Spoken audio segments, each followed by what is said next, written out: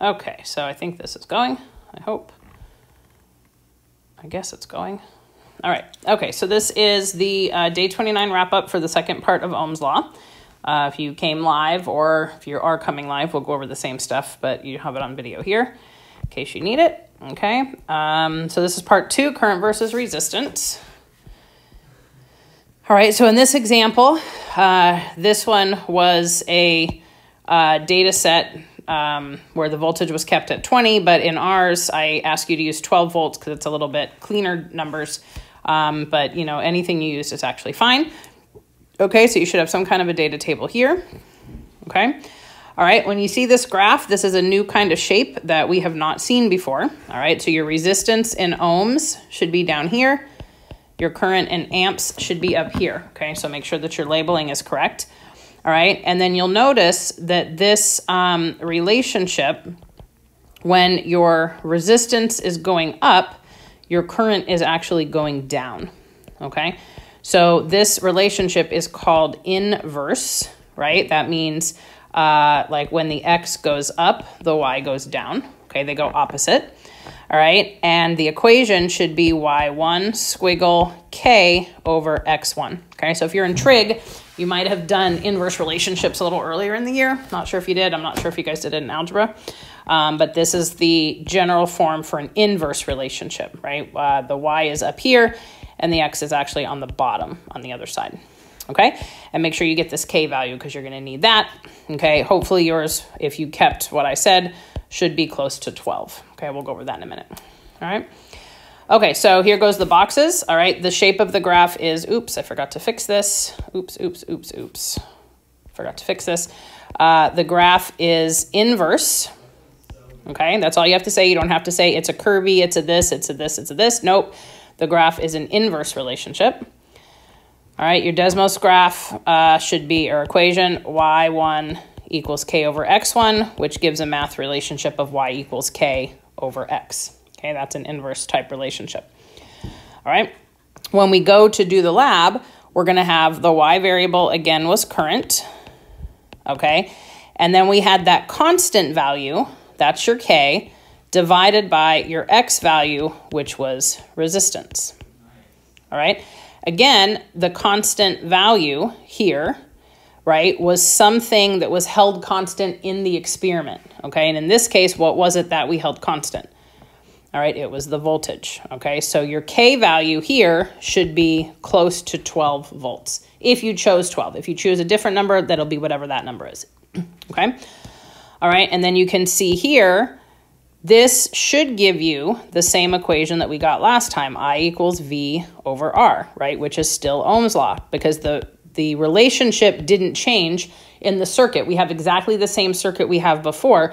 The mathematical relationship is the same as it was before, okay?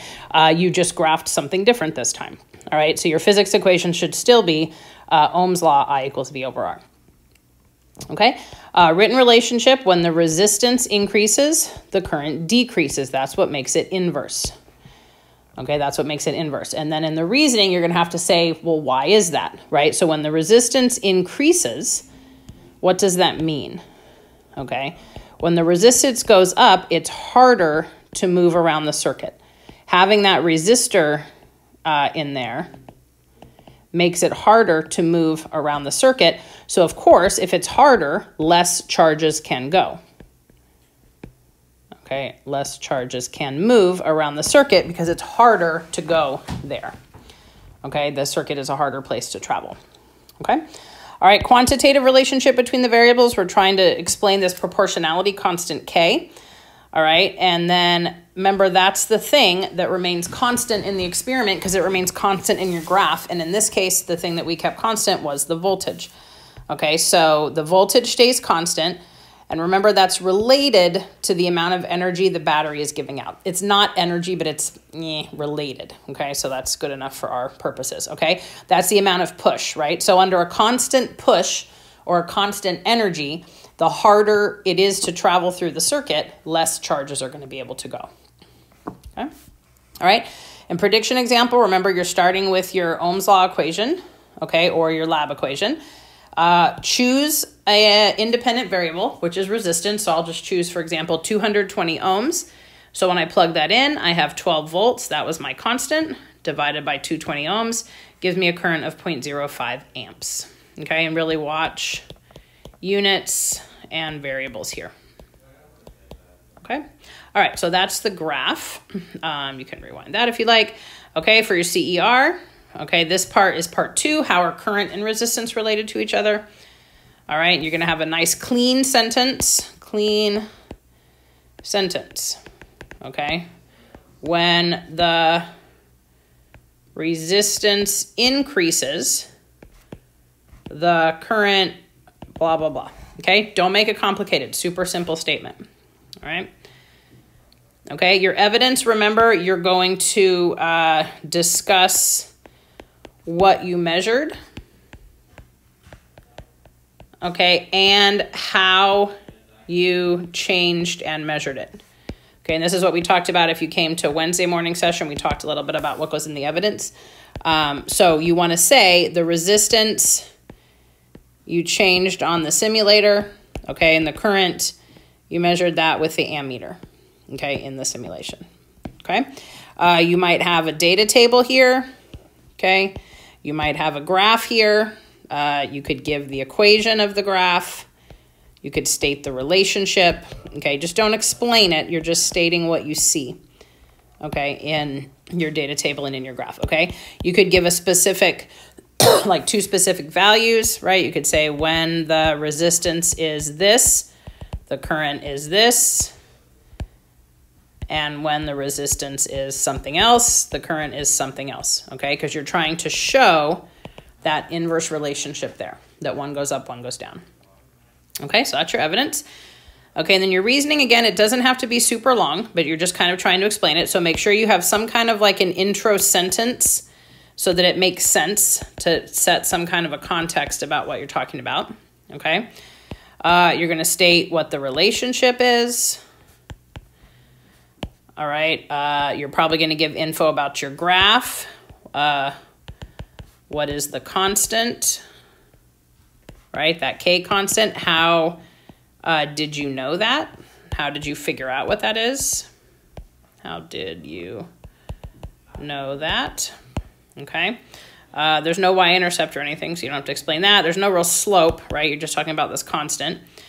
Okay. You might mention again that you got this equation, right? Again, which is Ohm's Law. Okay. And then you need to explain what's happening with the charges. All right.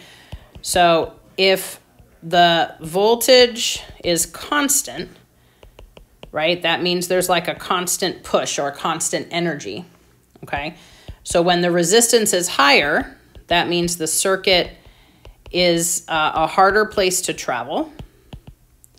Therefore, what happens to the current? If the current is lower, that means the charges move less, something like this, right? You're talking about this. So when you talk about explaining it, don't use volts, resistance, and current. Do something, talk about push, harder, charges moving, something like that, right? With like a more like visual explanation about what's happening, okay?